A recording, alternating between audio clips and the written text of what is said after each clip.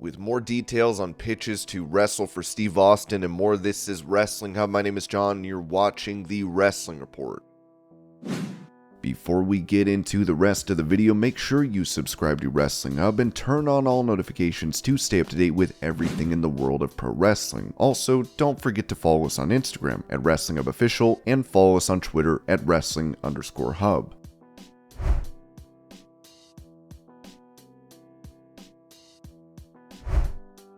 Following Raw's 30th anniversary show, many fans took to social media and started the hashtag WWE Women Deserve Better due to the short cage segment with Bayley's faction and Becky Lynch. This was all a lie. The women were totally overlooked last night and it was embarrassing. That photo was the only recognition they got. WWE showed they don't give a damn about their women's and history through all these years. They deserve better. WWE brought cutting women segments back for Raw 30. I will never understand how the developmental brand is able to book almost plenty of women on the show, either match, vignette, promo, segment, in every weekly program, but the main roster can't do it on a 3-hour show. Embarrassing. The women's division under Triple H's regime has been truthfully much worse than Vince's. Both Becky and Bayley weren't given 10 minutes to deliver the steel cage match at the grandest Raw, shortened the part-timers and bloodline segments instead. 30 years of cringe-worthy misogynist sketches, and you couldn't showcase the amazing performances evolution of women's wrestling and sports entertainment? Get out of here.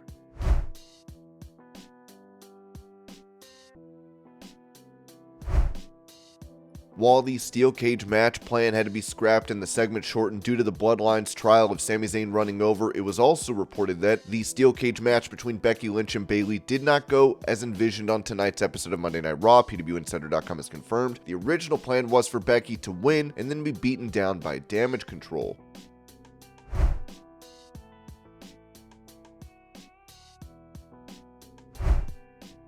After Raw, Nikki and Bella would post a video bashing WWE for not including footage of them, as well as Sasha Banks and Paige. Now, Nikki Bella has reacted to the WWE Women Deserve Better hashtag and explained what happened between her and WWE. Here are the clips. I remember when I first started watching Raw, and I, as you all know, because some of you like to give me shit for it, that I wasn't a fan the day I was born. But I remember when I started watching Raw before I got into wrestling, and I was obsessed with the matches with Beth Phoenix and Candice Michelle and Melina and Mickie James. And that, to me, for me and my era of wrestling when I became a fan, that was Raw to me. And people have all their own memories, right? And that's why it's so important to have women represent, because for so many of the fans, they have their different eras of China, of Lita and Trish, of Melina, Mickie, Michelle, Beth, Candice, the list goes on, of those incredible women, that era. Then our era of AJ, Paige, Brie and I, and then so on. So I love that you guys are doing that hashtag, and I think you're going to start to see a lot of narratives play because people have to protect themselves, and you're going to get a lot of women blamed, and you're going to have people call them crybabies and all that. And it's like, no, we put in just as much as the effort and work, and all those women do, all of them, from every era, every person. And by the way, not just women, men too, because I think there's some male superstars that can feel a way. But like anyone who ever walks down that ramp and gets in that ring, one, they're putting their body on the line, but they have a love and passion for the business. And everyone in any job, whether it's wrestling, whether it's showing up at a desk job from 8 to 5. So I want to take a second to get on and talk about a few things. First, about maybe a few wrestling headlines I saw. Because as you're going to see, the narrative will try to get changed. So some people look good and others look bad. And this is what's so amazing about this platform, is we get to actually talk about truth, right? So this week, from Monday till Thursday, Brina, I, and Artem have been booked on Crazy Media because the premiere of Nikki Bella Says I Do is Thursday night. WWE owned show too, by the way. So why you see trailers of it on Monday Night Raw, etc. We were hoping, I think it was weeks ago, there was talks about going to Monday Night Raw. They said they had nothing for us. So we were booked on media Monday, Tuesday, Wednesday, Thursday. Then there was possibly maybe an idea, but our whole team, including WWE and everyone else had already booked us for Monday, being in New York. So whatever you see of stuff, all of a sudden stories change and whatever, that's to try to clean up and make things look better and throw it on people. Nope. We had already all these commitments, by the way, per the company we work for and everyone else. So I know people like to throw it on people, but I'm not going to let that happen.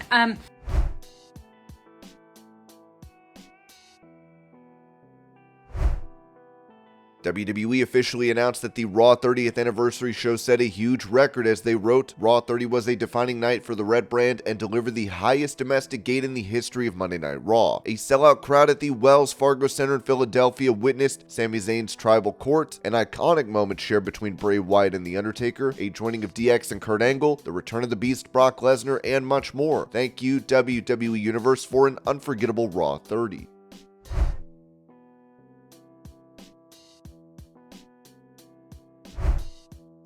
It seems a former NXT Tag Team Champion is now a part of Impact, with it reported that Big Con, former WWE and NXT star Connor, has signed with Impact Wrestling. PW Torch has learned that the agreement is a multi-year deal, but terms of the contract were not disclosed. Impact Wrestling has rejuvenated me, Con said. It helped me find that passion again. Big Con met his wife through the wrestling business and says that the business has given him a lot. It has given me so much, so I feel like I owe it back to this profession that I love so much.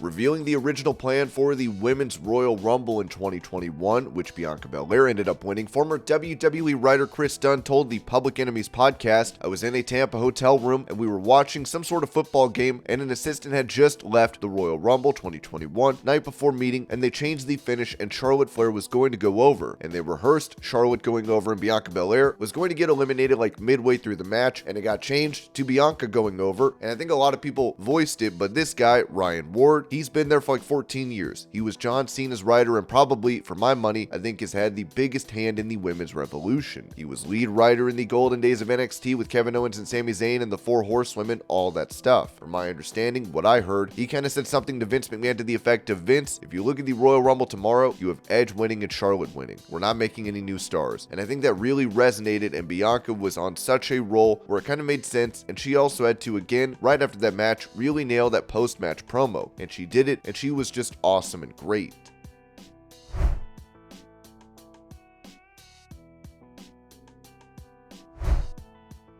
Speaking of Charlotte Flair, she recently spoke on the Today Show, where she revealed that she wanted to wrestle her father, Nature Boy Ric Flair, before he retired, saying this about being backstage for Ric's tag team match with Andrade and AAA. That was a long day. Honestly, I was a little jealous because I was like, oh, I want to be a part of this. I've shared the ring with my dad, but not in that capacity. But then again, my husband having the opportunity to be beside him, at the same time, I'm like, man, I wish my little brother could see this. Then my husband is a third-generation wrestler. It was awesome. Picture perfect. But I mean, my dad could have maybe just managed my husband, but it worked out.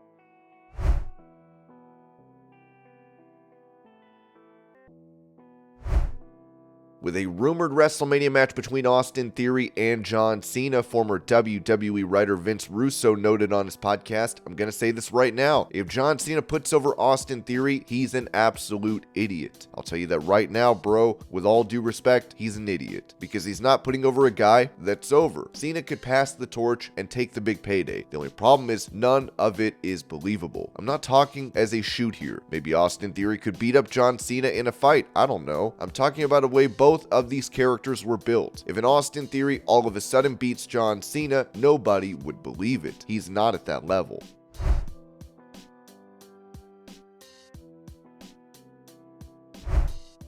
Speaking about the idea of a Pro Wrestling World Cup between promotions, AEW President Tony Khan told the Battleground podcast, I've got experience working with different promotions and promoting angles, matches, and storylines across different companies. It can be challenging, but we came together with New Japan Pro Wrestling to put on, I think, the best pay-per-view of the year last year, Forbidden Door. There are challenges to putting on an event like that and getting the matches set, but it's certainly something I would be open to. I'm open to working with anybody in pro wrestling. You never know.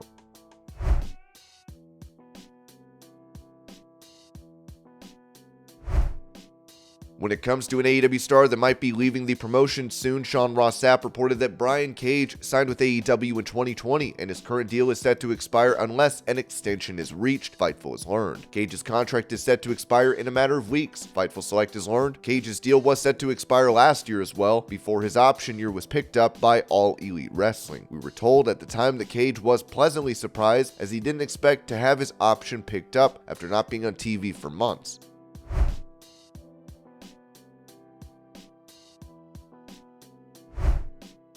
Retired professional wrestler Steve Cox, who was notably a tag team champion with Michael Hayes, was recently put behind bars. As News on 6 reported, on May 18, 2022, Cox, 63, was arrested for leering at kids in a park. When a woman confronted him, the police affidavit states Cox told a child, "I'll see you later," and walked off. The woman followed him to get his car's information, at which point he pulled out a knife and threatened her. That incident led to one of the assault with a dangerous weapon charges and is still pending. On April 30th, 2022, a man later identified during a photo lineup as Cox was accused of screaming and flipping off two cousins who were walking their dogs. When they responded back to him, he allegedly accelerated and swerved at them, like he was going to hit them, and came very close. One of the cousins stated that the driver got out of the car with a knife, lunged at them, and threatened to kill them and their dogs, then drove off.